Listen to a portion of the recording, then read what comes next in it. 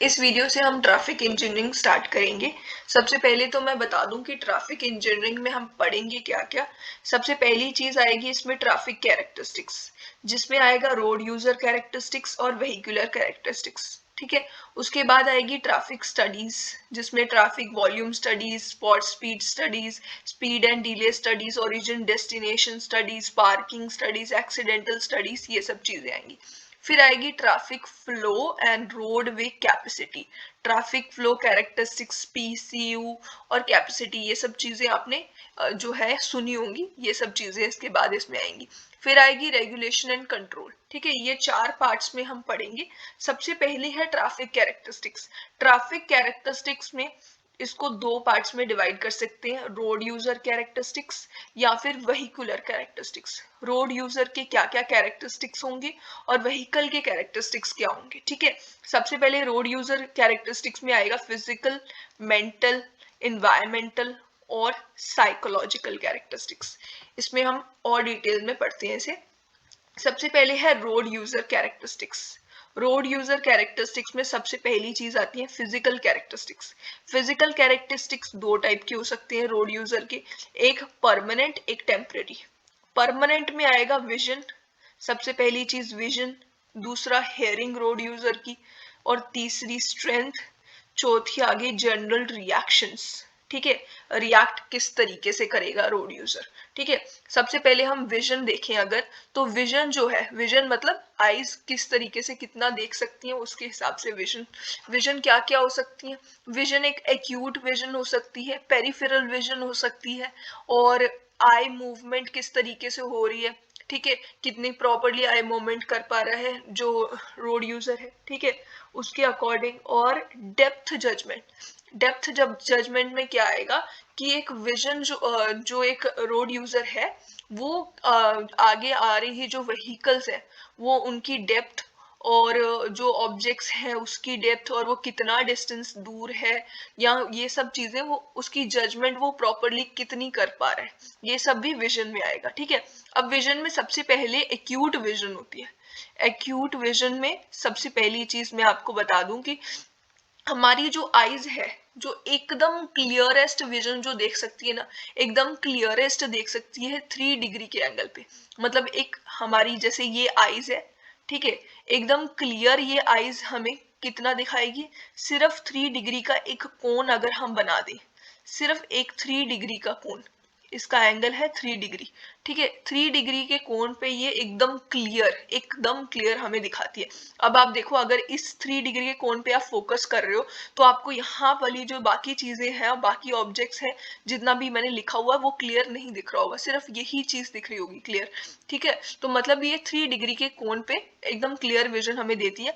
बाकी हमारी satisfactory vision होती है जो कि 10 डिग्री इन जनरल होती है, और 20 डिग्री हम हॉरिजॉन्टल प्लेन में ले सकते हैं। ठीक है, वर्टिकल प्लेन में ये 2/3 हो जाती है सेटिस्फैक्टरी विजन। ठीक है, और जो होती है हमारे पास होती है इसके बाद पेरिफेरल विजन। पेरिफेरल विजन के बारे में मैं आपको बता दूं कि हॉरिजॉन्टल प्लेन में 160 डिग्री ली जाएगी और वर्टिकल प्लेन में 110 डिग्री ली जाएगी। वर्टिकल प्लेन में ये कम होगी पेरिफेरल विजन। और पेरिफेरल विजन जो है इनवर्सली प्रोपोर्शनल टू, मैंने स्पीड लिखा है, जैसे ही हमारी स्पीड जो है, एक गाड़ी जो है हमारे पास, उसकी स्पीड जितनी ज्यादा हम बढ़ाते जाएंगे उतनी हमारी पेरिफेरल विजन जो है वो कम होती जाएगी।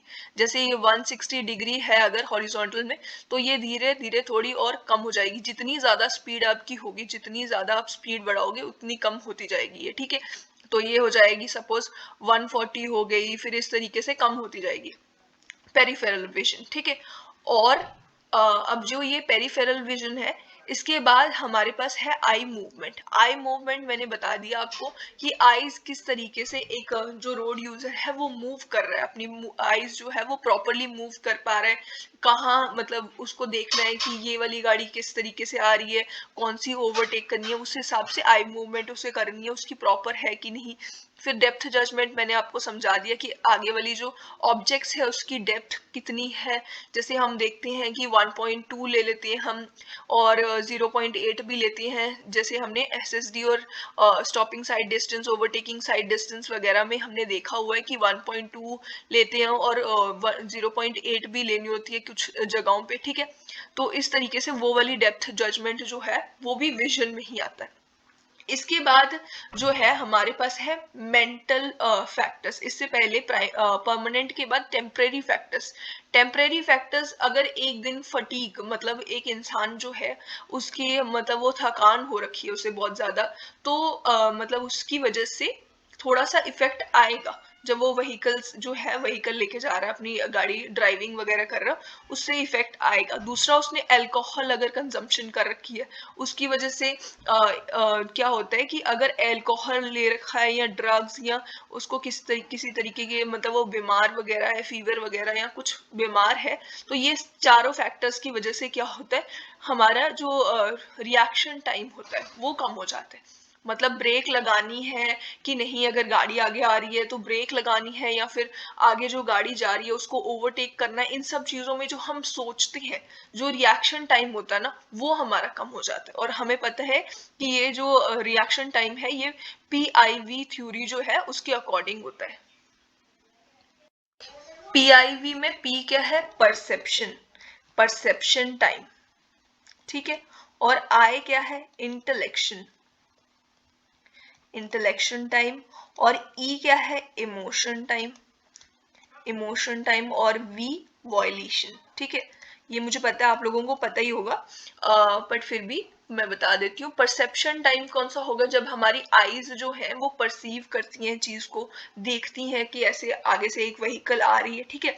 और इंटेलेक्शन टाइम वो टाइम जब हम सिचुएशन को समझने की कोशिश करते हैं कि क्या हो रहा है, ठीक है। जब हम समझने की कोशिश करेंगे फिर उसके बाद क्या होगा कि इमोशंस आएंगी, मतलब हमें हो सकता है डर लगने लग जाए, फियर, एंगर वगैरह कुछ ऐसी महसूस होगा, वो सारी इमोशंस जो होंगी वो इमोशन टाइम में आ जाएगी। वॉयलेशन टाइम में हम क्या करेंगे, रिएक्ट करेंगे, फाइनल एक्शन जो होगा इसमें, फाइनल हमारा एक्शन इसी में आएगा वॉयलेशन टाइम में, ठीक है। इसके सिवाय होते हैं मेंटल फैक्टर्स, साइकोलॉजिकल फैक्टर और इन्वायरमेंटल फैक्टर्स। मेंटल फैक्टर्स में आएगा नॉलेज, स्किल, एक्सपीरियंस और इंटेलिजेंस, लिटरेसी, ये सब चीजें, ठीक है। मतलब कि अगर कोई पहले से जिसको एक्सपीरियंस ज्यादा है, जो जानकार है पहले से, उसको पता है किस तरीके से रोड जो है उसके क्या किस तरीके से चलाने, कहाँ पे सामने वाली व्हीकल के, थोड़े टाइम बाद जब चला गया, अब व्हीकल्स जो है चला रहा होता है एक इंसान, थोड़े टाइम बाद उसको पता चलने लग जाता है, जब जितना एक्सपीरियंस बढ़ता जाता है तो उसको पता चल जाता है कि आगे चलने वाली या साइड्स पे चलने वाली व्हीकल्स जो है उनका मोशन क्या होगा, उसको पता चल जाएगा कि कैसे वो मूव करने वाली हैं। थोड़ा बहुत एक्सपीरियंस की वजह से समझ आ जाती हैं चीजें, ठीक है। नॉलेज, स्किल्स वगैरह ये सब आएगा मेंटल फैक्टर्स में। फिर psychological factors, alertness, fear, angle, superposition, इम्पैक्टेंस, और ये सारी चीजें इफेक्ट करती है। मतलब जैसे सुपरपोजिशन का अगर हम लगा लें, एंगर वगैरह होगा या फियर होगा तो इससे भी अलर्टिवनेस नहीं होगी, अलर्ट नहीं होगे आप, तो उससे भी इफेक्ट होगा कि मतलब स्पीड वगैरह, रिएक्शन टाइम, ये सब चीजें अफेक्ट होंगी, ठीक है।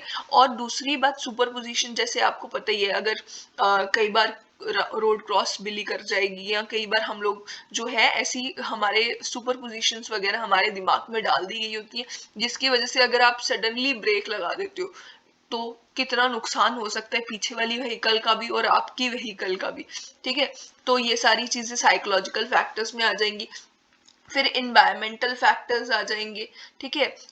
इन्वायरमेंटल फैक्टर्स में अगर हम देखें कि आसपास के ऑब्जेक्ट्स भी आ जाएंगे, और दूसरा अगर वेदर किस तरीके का है, रेनी डे होगा तो कॉमन सी बात है रोड में थोड़ी सी स्लिप ज्यादा बढ़ जाएगी, मतलब कि उसका कॉफिशिएंट ऑफ फ्रिक्शन जो होता है म्यू, वो कम हो जाएगा, ठीक है। इसके बाद ये विजन में आना है एक पोर्शन, आई साइड्स के बारे में। ये भी मैंने सोचा कि आपको सेपरेटली समझा दूं, ठीक है, लास्ट पे। अब आई साइड जो है वो 6x6 साइड हम सुनते हैं जनरली कि नॉर्मल आई साइड होती है 6x6, ठीक है। 6x6 का मीनिंग क्या होता है कि 8.5 mm का जो ऑब्जेक्ट है वो 6 मीटर के डिस्टेंस से एकदम क्लियरली विजिबल होगा, तो उस इंसान की आई साइड 6x6 होगी। अब 6/12 का क्या मीनिंग है और 6/9 का क्या मीनिंग है? सपोज ये एक 6/6 जो आई साइड वाला इंसान है वो एक एक्स ऑब्जेक्ट को देखता है 12 मीटर के डिस्टेंस से, ठीक है। 6/6 आई साइड वाला इंसान 12 मीटर के डिस्टेंस से कोई एक्स ऑब्जेक्ट है उसको देख रहा है, तो सेम ऑब्जेक्ट को देखने के लिए 6/12 आई साइड वाले इंसान को उस ऑब्जेक्ट को 6 मीटर के डिस्टेंस पे लाना पड़ेगा, मतलब थोड़ा पास लाना पड़ेगा, तब जाके उसको वो ऑब्जेक्ट दिखाई देगा। तो इसका मतलब उसकी आई साइट 6/12 है, मतलब 12 मीटर से अब वो उसको 6 मीटर के डिस्टेंस पे लाना पड़ रहा है, तो उसकी आई साइट 6/12 है। सेम अगर हमारे पास कोई एक्स ऑब्जेक्ट है और वो 9 मीटर के डिस्टेंस से 9 मीटर के डिस्टेंस से 6/6 वाले आई साइड वाले इंसान को दिख रहा है। अब ये ऑब्जेक्ट जो है अगर किसी की आई साइट 6/9 है तो उसको 6 मीटर के डिस्टेंस पे रखना पड़ेगा इसी सेम ऑब्जेक्ट को उठा के, तब जाके उसको 6/9 वाले इंसान को ये ऑब्जेक्ट दिखाई देगा, ठीक है।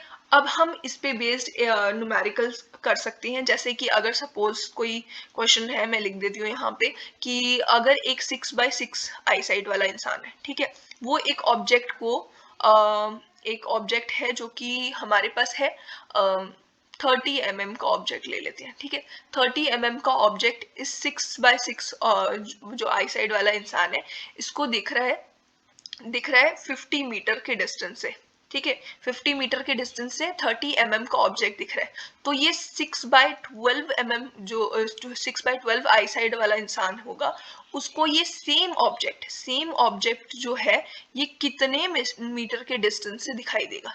अगर ये ऐसा कुछ न्यूमेरिकल आता है तो आप कैसे सॉल्व करोगे? अब ये 6/12 आई साइड वाला इंसान जो है इसको मैंने आपको बताया कि अगर 12 मीटर के डिस्टेंस पे 6/6 का इंसान देख सकता है तो वही सेम चीज 6 मीटर के डिस्टेंस से 6/12 वाले को दिखाई देगी। तो हम क्या करेंगे, ये ऑब्जेक्ट हमें पता है कि 80 mm का है, तो ये हमें थोड़ा पास लाना पड़ेगा 6/12 के लिए। तो मतलब हम क्या करेंगे, इसको कर देंगे यहाँ पे, ऑब्जेक्ट के साइज से हमें इस टाइम पे कोई मतलब नहीं है, हमें डिस्टेंस निकालना है। तो हम इसको क्या करेंगे 6/12 करेंगे, ठीक है।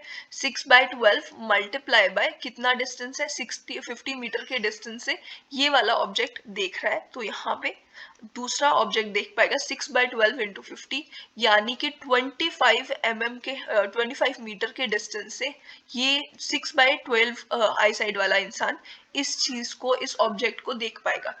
और अगर हमें ऑब्जेक्ट का जो साइज है वो कैलकुलेट करना है, सपोज इस तरीके से कोई न्यूमेरिकल है कि एक 6/6 का आई साइड का इंसान 50 मीटर के डिस्टेंस से 30 mm का ऑब्जेक्ट देख सकता है, वही सेम जो अगर डिस्टेंस हो, सेम डिस्टेंस हो 50 मीटर का डिस्टेंस है, ठीक है।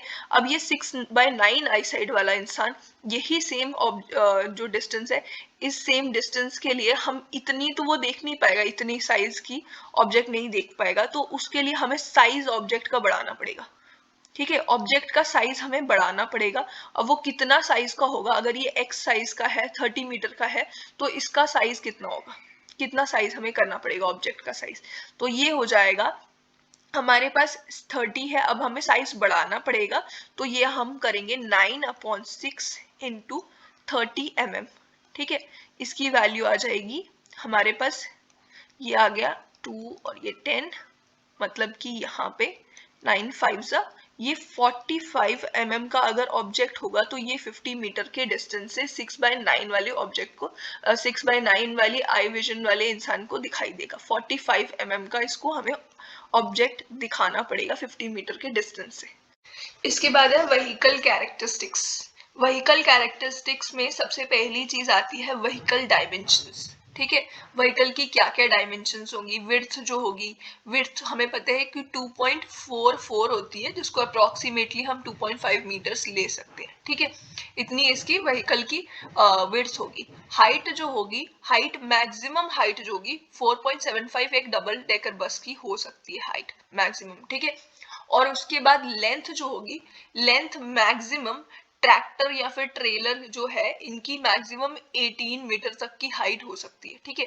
अब ये सब चीजें जो है लेंथ हो सकती है, सॉरी, ठीक है, ये सब चीजें बहुत ज्यादा इफेक्ट करती हैं रोड को।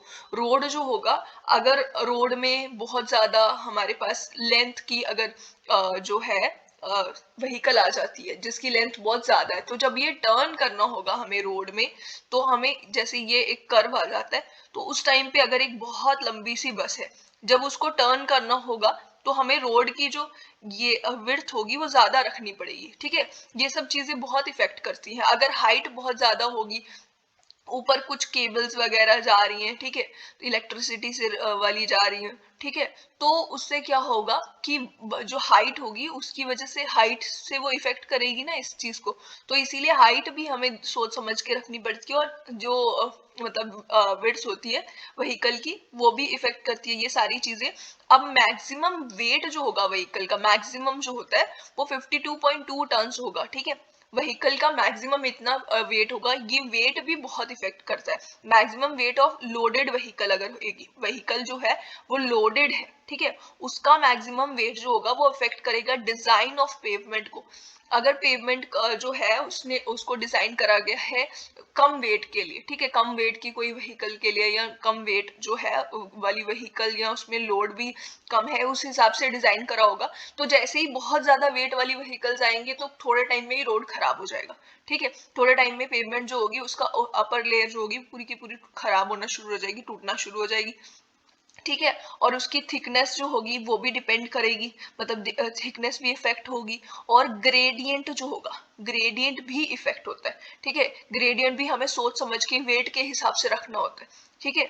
और फिर उसके बाद अगर हमारे पास पावर जो है, पावर जो होगी हैवीएस्ट व्हीकल की जो पावर होगी, वो भी हमें जो लिमिट होगी, लिमिटिंग वैल्यू ऑफ ग्रेडियंट और परमिसिबल ग्रेडियंट जो है उस पे मतलब पावर पे डिपेंड करेगी ये, कि कितना हमें रखना है। अगर ग्रेडियंट हमने बहुत ज्यादा एकदम से स्टीप रख दिया है और हमारे पास बहुत ज्यादा सपोज वेट वाली व्हीकल है, ठीक है, तो उससे आप इमेजिन कर सकते हो कि वो एकदम से स्टीप व्हीकल जो ग्रेडियंट है एकदम से नीचे चली जाएगी, रुकेगी नहीं, रुक नहीं पाएगी, ब्रेक्स अप्लाई करने पे भी वो रुकेगी नहीं, ठीक है। तो ये आप खुद भी इमेजिन कर सकते हो कि क्या क्या इसकी वजह से क्या क्या हमें ये मतलब इनकी वजह से क्या इफेक्ट पड़ सकता है रोड की पेवमेंट पे, ठीक है, इन सब चीजों की वजह से। अब हम एक बार अच्छे से देख लेते हैं कि लेंथ, विड्थ और हाइट, वेट, ये सब चीजें क्या क्या चीजें ज्योमेट्रिक डिजाइन में इफेक्ट करती है। जैसे लेंथ ऑफ व्हीकल है, हमने देखा कि लेंथ ऑफ व्हीकल जो होगी, अगर बहुत बड़ी एक बस है और वो टर्न कर्व पे आती है, तो जब वो टर्न करती है तो ये इस तरीके से हो जाएगी। और यहाँ से मतलब रोड की हमें जो है एक्स्ट्रा वाइडनिंग बहुत ज्यादा बढ़ानी पड़ेगी अगर इसकी बस की या कोई व्हीकल की लेंथ बहुत ज्यादा होती है, ठीक है। तो मतलब कि ये एक्स्ट्रा वाइडनिंग को इफेक्ट करती है और ये रेडियस ऑफ कर्व को भी इफेक्ट करती है। जैसे एक जो ये है कर्व है, अगर ये बिल्कुल ही मतलब इसका रेडियस बहुत कम होगा, तो इसकी वजह से क्या होगा, सेंट्रीफ्यूगल फोर्स की वजह से व्हीकल सारे के सारे बाहर की तरफ जाएंगे, ठीक है। तो इसीलिए हमें रेडियस ऑफ कर्व जो है इसका भी ध्यान रखना होगा। ये दोनों चीजें ध्यान में रख के लेंथ ऑफ व्हीकल जो है, व्हीकल की लेंथ पे डिपेंड करती हैं ये चीजें, तो इनके टाइम पे हमें लेंथ ऑफ व्हीकल के बारे में सोचना पड़ता है जब ये दोनों चीजें बनाते हैं हम रोड पे। रेडियस ऑफ कर्व रखते हैं और जो एक्स्ट्रा वाइडनिंग जितनी रखते हैं लेंथ के बारे में सोचते हैं उस टाइम पे। और पेवमेंट की विड्थ जो होगी वो विड्थ ऑफ व्हीकल पे डिपेंड करेगी, ठीक है। कि अगर जैसे ये इतना बड़ा रोड है और यहाँ पे अगर एक छोटा सा रोड है और व्हीकल जो है एक ही व्हीकल पूरे रोड को कवर कर ले, ठीक है, ऐसा भी हो सकता है। या फिर अगर बड़ा रोड होगा तो कॉमन सी बात है कि व्हीकल्स भी ज्यादा आ पाएंगी, ठीक है। तो पेमेंट विड्थ भी, और शोल्डर जो है, शोल्डर्स जो है वो भी विड्थ ऑफ व्हीकल को जो विड्थ ऑफ व्हीकल है शोल्डर को भी इफेक्ट करता है। और पार्किंग फैसिलिटी को भी, अगर एक रोड जो है उसके साइड में पार्किंग फैसिलिटीज हो सकती हैं, ठीक है, तो अगर व्हीकल जो है उसकी विड्थ बहुत ज्यादा होगी तो पार्किंग फैसिलिटीज जो है वो प्रोवाइड नहीं करी जा सकेंगी, ठीक है। तो इसीलिए विड्थ जो होगी वो पार्किंग फैसिलिटीज को भी इफेक्ट करती है। हाइट जो होगी, vertical clearance of road bridge over bridge के लिए, रोड ओवर ब्रिज के लिए उसके ऊपर डिपेंड करती है, हाइट के ऊपर डिपेंड करती है, हाइट इफेक्ट करती है इसको। मतलब अगर बहुत ज्यादा हाइट होगी तो ओवर ब्रिज जो होगा उसके साथ मतलब एकदम से वो टच होके, जैसे ये देखो सपोज ये एक बहुत बड़ा सा कोई ब्रिज है, अगर बस जो है वो यहाँ पे इनके बीच में कुछ गैप ही नहीं बच रहा है, ठीक है, क्लियरेंस ही नहीं बच रही है, तो वो चीज सेफ नहीं होगी। इसके बाद है स्पीड ऑफ व्हीकल्स, जो कि इफेक्ट करती है डिजाइन ऑफ स्टॉपिंग डिस्टेंस, ठीक है, और super elevation, length of transition curve, limiting radius, ये सारी चीजें जो है अफेक्ट करती है स्पीड ऑफ व्हीकल, ठीक है। ये चीजें हम ज्योमेट्रिक डिजाइन में ऑलरेडी ये सब पढ़ चुके हैं। अब इसके बाद है ब्रेकिंग कैरेक्टरिस्टिक्स। ब्रेकिंग कैरेक्टरिस्टिक्स जो होंगे वो डिपेंड करती हैं on the design of the this pavement और टाइप ऑफ ब्रेकिंग सिस्टम, ठीक है, और उसकी एफिशिएंसी, जैसे कि braking system mechanical, fluid, air brake, ये सब हो सकती है, इनकी एफिशिएंसी पे ब्रेकिंग कैरेक्टरिस्टिक्स डिपेंड करती हैं। जैसे कि इसमें ब्रेकिंग टेस्ट आता है एक, ठीक है, ब्रेकिंग टेस्ट से हम मेजर कर सकते हैं स्किड रेजिस्टेंस। स्किड रेजिस्टेंस क्या होगी, वही रेजिस्टेंस जब रोड ऑफर करता है, अगर एक आप ड्राइव कर रहे हो, ठीक है, तो अचानक से आपने जो है ब्रेक लगा दी, अब ब्रेक लगाती एक पॉइंट तक जो है गाड़ी थोड़ा सा चलेगी, उसके बाद रुकेगी, रोड कुछ रेजिस्टेंस ऑफर कर रहा होगा, ठीक है, जो रेजिस्टेंस ब्रेक जो लगाई है उस टाइम पे जितनी रेजिस्टेंस ऑफर करी उसको कहेंगे स्किड रेजिस्टेंस, ठीक है।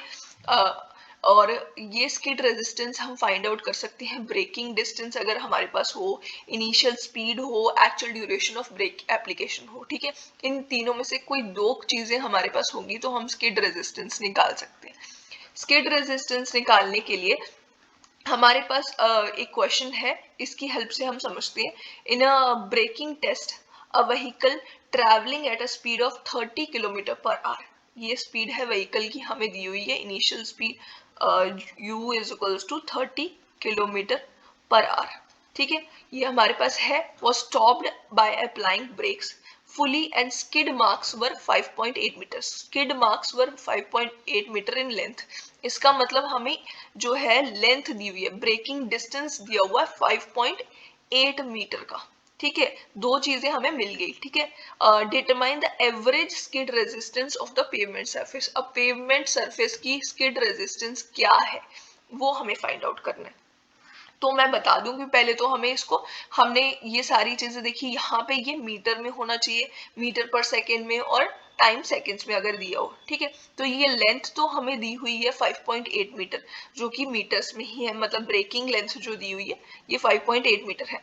बट ये जो हमारे पास इनिशियल स्पीड दी हुई है, जो स्पीड पे चल रही थी व्हीकल पहले, ठीक है, तो वो दी हुई है 30 किलोमीटर पर आवर, हम इसको कन्वर्ट करेंगे मीटर पर सेकेंड में, उसके लिए हम 3.6 से डिवाइड कर सकते हैं या फिर 5/18 से मल्टीप्लाई भी कर सकते हैं, तो इसकी वैल्यू आ जाएगी 8.33 मीटर पर सेकेंड। अब हम निकालेंगे स्किड रेजिस्टेंस। अब हमारे पास स्किड रेजिस्टेंस का फॉर्मूला कहाँ से आता है वो मैं पहले बता देती हूँ, कि हमारे पास स्टॉपिंग साइड डिस्टेंस का फॉर्मूला होता है, ठीक है, ये देखो ये होगा V T plus V square upon 2gf, इस तरीके से फॉर्मूला होता है ना। अब ये जो वी स्क्वायर अपॉन 2gf होता है, यही तो होता है ब्रेकिंग डिस्टेंस, ये लैग डिस्टेंस होता है और ये ब्रेकिंग डिस्टेंस होता है, तो ये ब्रेकिंग डिस्टेंस का जो फॉर्मूला है V square upon 2gf is equals to L, ठीक है, ये लेंथ हमें गिवन है, ये जो है स्किड मार्क, यही लेंथ जो है ये यहाँ पे हमें गिवन है ब्रेकिंग डिस्टेंस, ठीक है। अब ये जो है यहाँ पे हम v की वैल्यू पुट करेंगे और हम यहाँ से f निकाल देंगे, जो कि हमारे पास होगी स्किड रेजिस्टेंस जो है, जैसे कि मैंने बताया आपको ऑलरेडी कि रोड की रोड जो रेजिस्टेंस ऑफर करता है उसी को हम स्किड रेजिस्टेंस बोल देते हैं, ठीक है।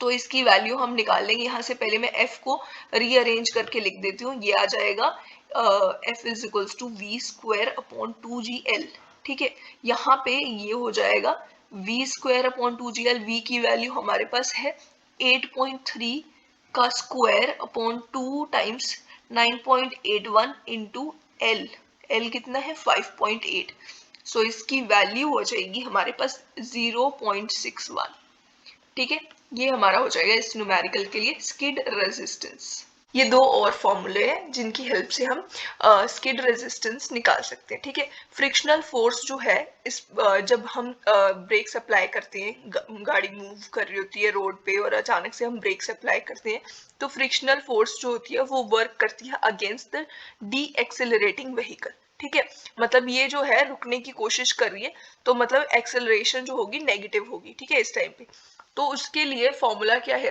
कि frictional force is equals to mu M G is equals to M A. ठीक है, इसके फोर्स के अगेंस्ट वर्क करेगी। ठीक है, अब इसकी वैल्यू यहाँ से अगर हम एम जो है ये कैंसिल कर देते हैं दोनों में से, तो यहाँ से म्यू की वैल्यू ए अपॉन जी आ जाएगी। ठीक है, ये एक हो गया, ये एक फॉर्मूला हो गया। दूसरा, अगर यही वाली चीज को हम फिर से लिखें और इसमें से अगर हम ए की वैल्यू निकालें, अब म्यू की जगह ए की वैल्यू निकालेंगे और v इज इक्वल्स टू, जैसे मोशन के जो फॉर्मूलाज होते हैं हमें पता है ये सारे तीन फॉर्मूलाज होते हैं, v is equals to u plus A T एक फॉर्मूला होता है उसमें से। ठीक है, अब इसमें ये जो v है फाइनल वेलोसिटी तो जीरो होनी है क्योंकि अल्टीमेटली इस व्हीकल ने रुकना है, और इनिशियल वेलोसिटी u हो जाएगी। रुकना है और ये ब्रेक्स अप्लाई किए है तो a की वैल्यू नेगेटिव आएगी, a नेगेटिव हो गया एक्सेलरेशन, तो इसी में से u की वैल्यू जो है 80 आ गई। ये जो a है यहाँ पे हमने कैलकुलेट किया हुआ, ये हम यहाँ सब्सटीट्यूट कर देंगे, u is equals to mu ji t आ जाएगा। और दूसरा मोशन का फॉर्मूला होता है v square is equals to u square plus 2as। ठीक है, और यहाँ से आएगा ये जो है मतलब u v की वैल्यू जीरो कर दी is equals to u minus 2as। ठीक है, यहाँ से ये आ गया u square is equals to 2as। अब यहाँ पे हम u की वैल्यू जो हमने पहले कैलकुलेट करी थी इसमें पुट कर देंगे, तो mu ji T square is equals to 2as। अब यहाँ भी हम a की वैल्यू भी सब्सटीट्यूट करेंगे, e की वैल्यू हमने जो पहली म्यू जी निकाली हुई है यहाँ पे हम म्यू जी जो है यहाँ पे पुट कर देंगे, और इसी में से म्यू और म्यू एक तो कैंसिल हो जाएगा, तो म्यू की हम जो वैल्यू निकलेगी ये म्यू का फॉर्मूला जो होगा 2s अपॉन जी टी स्क्वायर, ये भी इसकी हेल्प से भी हम स्किड रेजिस्टेंस निकाल सकते हैं। अब ये एक न्यूमेरिकल है, इसमें क्या है, a vehicle was stopped in 2 seconds, time दिया हुआ है, टाइम 2 सेकंड्स। ठीक है, was fully jammed the brake by fully jamming the brakes the skid resistance coefficient will be, skid resistance coefficient निकालना है। ठीक है, एंड स्किड मार्क भी दिया हुआ है 9.8 मीटर। ठीक है, स्किड मार्क मतलब कि कितना जो लेंथ है वो ट्रेवल किया ब्रेक लगाने के बाद। ठीक है, इसी को हम ब्रेकिंग डिस्टेंस बोल सकते हैं या स्किड मार्क बोल सकते हैं। ठीक है, एंड ब्रेकिंग एफिशिएंसी भी बतानी है कितनी है, ब्रेकिंग एफिशिएंसी भी बतानी है, और ब्रेकिंग एफिशिएंसी निकालने के लिए हमें एवरेज स्किड रेजिस्टेंस भी दी हुई है।